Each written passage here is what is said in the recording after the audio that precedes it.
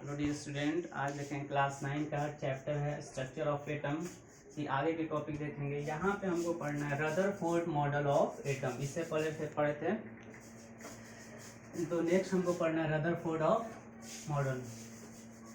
तो Rutherford of model में क्या करना है, सबसे पहले हम एक एटम लिए हैं, इसके अंदर एक पार्ट रखे हैं पॉजिटिव चार्ज। इसमें सबसे पहले मैं गोल्ड फाइल यहाँ पे रखे हैं, ये गोल्ड फाइल है। और यहाँ से beam of alpha particle, alpha particle होता है doubly charge of helium ion, helium ion का डबली चार्ज, इसका मास होता है 4 AMU। तो हीलियम आयन का डबली चार्ज को हम बोलते हैं अल्फा पार्टिकल। तो ये भी पॉजिटिव ही चार्ज है। अगर हम किसी गोल्ड फॉइल पे पॉजिटिव चार्ज को ले जा रहे हैं, पास कर रहे हैं, तो देखिए यहाँ से क्या हो रहा है, अगर पास हो रहा है तो स्टेट निकल जा रहा है, कोई डिफ्लेक्शन नहीं है, यहाँ से भी कोई डिफ्लेक्शन नहीं है। लेकिन अगर यही अल्फा पार्टिकल इस गोल्ड फॉइल के पास से जा रहा है तो क्या हो रहा है, डिफ्लेक्ट हो रहा है, डिफ्लेक्ट हो रहा है। और पास से जा रहा है तो और इधर डिफ्लेक्ट हो जाएगा, इधर और पास से जाएगा तो और डिफ्लेक्ट हो जाएगा। लेकिन अगर ये 180 डिग्री पे जा रहा है तो क्या होता है, वापस कम बैक हो रहा है। यानी कुछ सेंटर में कुछ ऐसा चीज है जिससे उसको क्या हो रहा है, डिफ्लेक्शन हो रहा है। लेकिन इसके बाद देखते हैं इधर इधर स्पेस में, यहाँ पे कोई डिफ्लेक्शन नहीं हो रहा है। तो देखिए beam of alpha particle, Rutherford ने क्या बताया, बोले हैं कि most of the fast moving alpha particle, alpha particle जो फास्ट मूव कर रहा है, pass straight through the gold foil. मतलब कि उसके आस जो इधर है, इससे कुछ डिस्टेंस पे, सेंटर से कुछ डिस्टेंस पे स्टेट क्या हो रहा है, पास हो जा रहा है, यानी अनडिफ्लेक्शन भी कह सकते हैं। First point. सेकेंड कह रहा है some alpha particle deflected by small angle.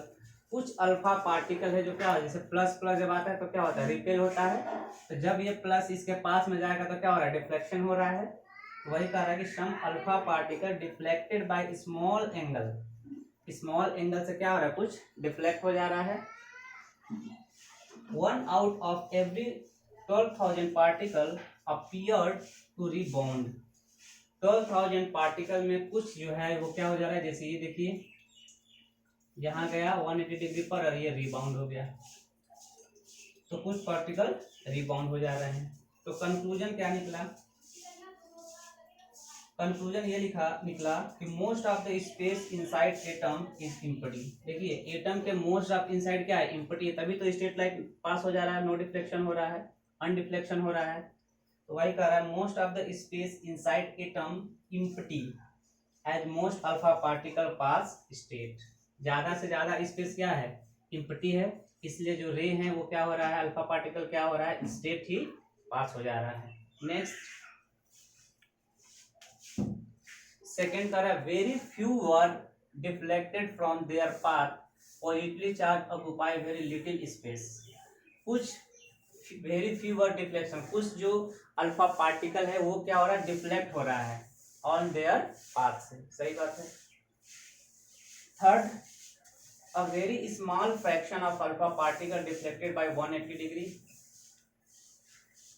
मतलब कि कुछ पार्टिकल जो है अल्फा पार्टिकल, कितने पे अल्फा पार्टिकल डिफ्लेक्ट हो रहा है, 180 डिग्री पे। तो positively charge mass is considered in the very small volume of atom. तो वहां पे क्या है, स्मॉल वॉल्यूम ऑफ एटम में कुछ ऐसा स्पेस है जिसको स्मॉल वॉल्यूम ऑफ एटम बोलेंगे, मतलब इसको न्यूक्लियस बोला जाता है।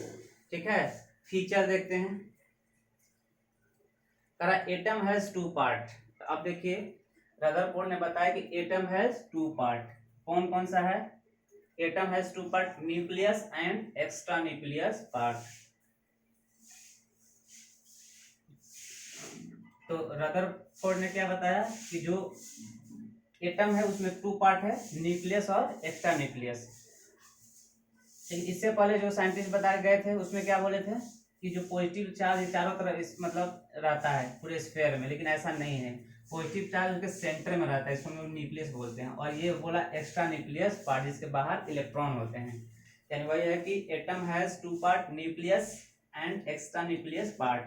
Positively charge centre of mass, जो पॉजिटिवली चार्ज होता है वो सेंटर ऑफ मास में रहता है। पूरा ये एटम है, इसके सेंटर में जो मास है वहां पे पॉजिटिव चार्ज प्रेजेंट रहता है। नेक्स्ट है electron revolve around the nucleus in orbit. तो जो ये जैसे एटम है, एटम के सेंटर में क्या है, न्यूक्लियस है, पॉजिटिव चार्ज है, और जो इलेक्ट्रॉन होता है बाहर ये ऑर्बिट रहता है, उसमें इलेक्ट्रॉन क्या करते हैं, रिवॉल्व करते हैं, मूव करते हैं, घूमते रहते हैं, मतलब कि इलेक्ट्रॉन ऑर्बिट में मूव करते हैं। तो वही कह रहा है electron revolve around nucleus in orbit, orbit के न्यूक्लियस के चारों तरफ ऑर्बिट में इलेक्ट्रॉन मूव करते हैं। Size of nucleus is very small as compare to the atom. जो न्यूक्लियस का साइज है, जैसे दिस इज द न्यूक्लियस और ये पूरा एटम है, तो एटम के कंपेयर में ये न्यूक्लियस का जो साइज है वो वेरी स्मॉल है। तो ये कुछ रहा रदरफोर्ड के बारे में कंसेप्ट। तो एक बार और रिपीट कर देते हैं रदरफोर्ड मॉडल। ये आईएमपी भी पूछा भी जाता है एग्जाम में, रदरफोर्ड मॉडल। तो रदरफोर्ड मॉडल में कुछ नहीं करना है, एक ऐसे बनाना है, यहाँ पे पॉजिटिव चार्ज रखना है, अल्फा पार्टिकल पास करना है, इधर से जाएगा तो स्टेट पास हो जाएगा अनडिफ्लेक्शन, यहाँ पे जब पास में जाएगा तो कुछ डिफ्लेक्शन हो जाएगा, 180 डिग्री में जाएगा तो वापस कम बैक आ जाएगा। कंक्लूजन है कि मोस्ट ऑफ स्पेस जो होता है एम्प्टी होता है, और कुछ जो फ्यू एंगल होते हैं वो डिफ्लेक्शन होता है, और जो 180 अल्फा पार्टिकल जो डिफ्लेक्शन होता है 180 डिग्री से डिफ्लेक्शन होता है। फीचर में है कि एटम में 2 पार्ट होता है, न्यूक्लियस, एटम में 2 पार्ट, एक ये होता है बीच में सेंटर में जिसको बोलते हैं न्यूक्लियस, अब बाहर को बोलते हैं extra nucleus part. Positive charge centre of mass, centre of mass यहाँ होता है, इलेक्ट्रॉन जो होते हैं इस ऑर्बिट के न्यूक्लियस के चारों तरफ क्या करते हैं, रिवॉल्व करते रहते हैं, और size of nucleus is compare to the atom is very small. Okay, thank you.